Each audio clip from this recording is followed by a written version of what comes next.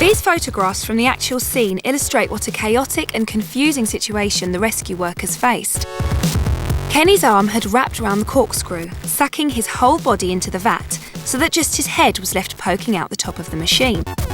So entwined was the limb, it seemed the only way to remove him was with emergency surgery right there in the factory.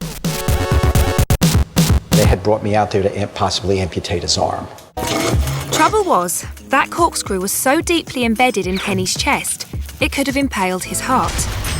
If Doc Locurto tried either amputating the arm or extracting Kenny from the corkscrew, he risked unplugging a hole in his heart, provoking a massive bleed that would kill him in seconds.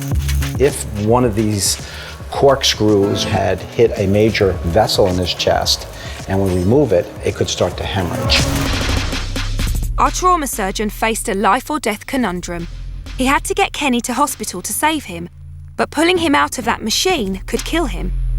Then, suddenly, an utterly bizarre flash of inspiration. I said, get a moving van, we're taking him in the machine.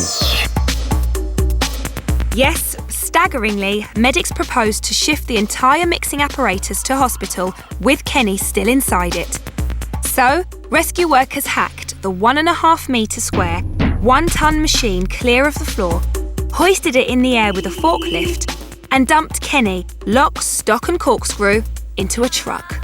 We're taught to think out of the box, basically. You have to improvise a lot, and we improvise. 20 minutes later, the removals van cum ambulance arrived at hospital, where a waiting demolition crew bulldozed a path through the walls of the ER to allow the lorry's bizarre cargo through. Then, as bemused patients and staff watched in amazement, a 6-foot bloke in a giant shampoo blender was wheeled slowly through the dust and rubble of main reception. Took the doors off, they removed all the actual waiting room seating because the machine was wide. It was just like the size of a car. Now, medics temporarily took a back seat as a team of engineers took apart the outside of the machine, allowing access to the corkscrew itself. Finally, the surgeons could see exactly how close the impalement was to major structures. The outlook wasn't good.